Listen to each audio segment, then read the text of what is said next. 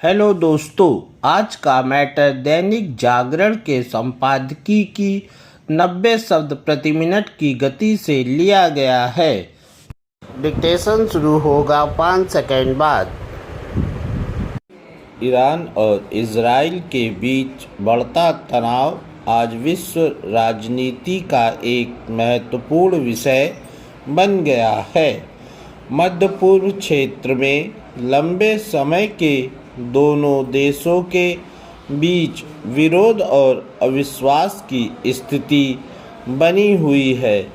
हाल के वर्षों में यह तनाव कई बार युद्ध जैसे हालात तक पहुंच गया है।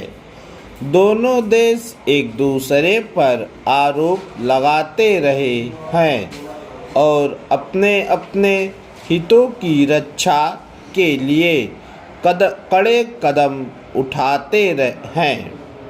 इजराइल का मानना है कि ईरान परमाणु हथियार विकसित करने की कोशिश कर रहा है, जो पूरे क्षेत्र की सुरक्षा के लिए खतरा हो सकता है। दूसरी ओर ईरान और आरोपों को गलत बताता है और कहता है कि उसका परमाणु कार्यक्रम केवल ऊर्जा और वैज्ञानिक अनुसंधान के लिए है। इसी मुद्दे को लेकर अंतर्राष्ट्रीय स्तर पर भी काफ़ी बहस होती रही है। मध्य पूर्व के कई देशों और अंतर्राष्ट्रीय संगठनों ने इस विवाद को शांतिपूर्ण तरीके से हल करने की अपील की है। यदि ईरान और इजराइल के बीच सीधा युद्ध होता है तो इसका प्रभाव केवल इन दोनों देशों तक सीमित नहीं रहेगा, बल्कि पूरी दुनिया पर पड़ सकता है।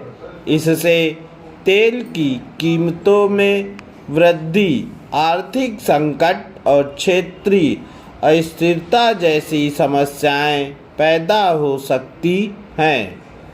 इस तनाव का एक कारण यह भी है कि दोनों देशों के सहयोगी अलग अलग हैं। इजराइल को कई पश्चिमी देशों का समर्थन प्राप्त है, जबकि ईरान को भी अपने सहयोगी और समर्थक हैं।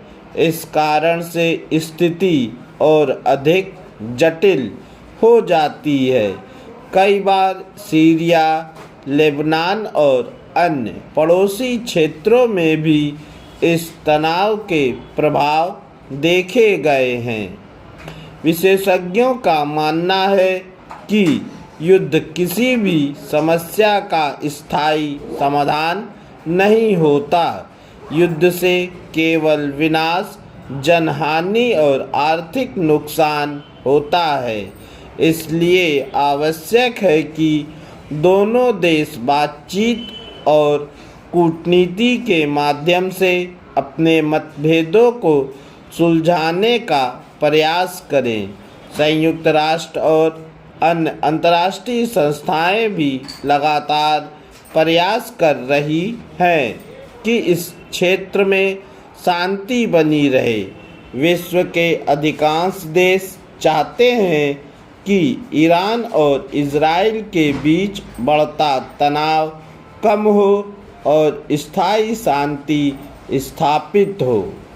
अंततः यह कहा जा सकता है कि ईरान और इजराइल के बीच विवाद केवल दो देशों का मामला नहीं है, बल्कि यह पूरे विश्व की शांति और स्थिरता से जुड़ा हुआ विषय है।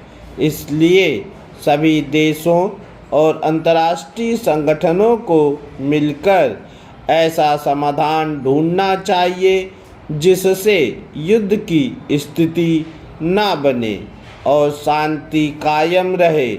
वर्तमान समय में ईरान और इजराइल के बीच बढ़ता संघर्ष अंतर्राष्ट्रीय राजनीति के लिए एक गंभीर चुनौती बन गया है।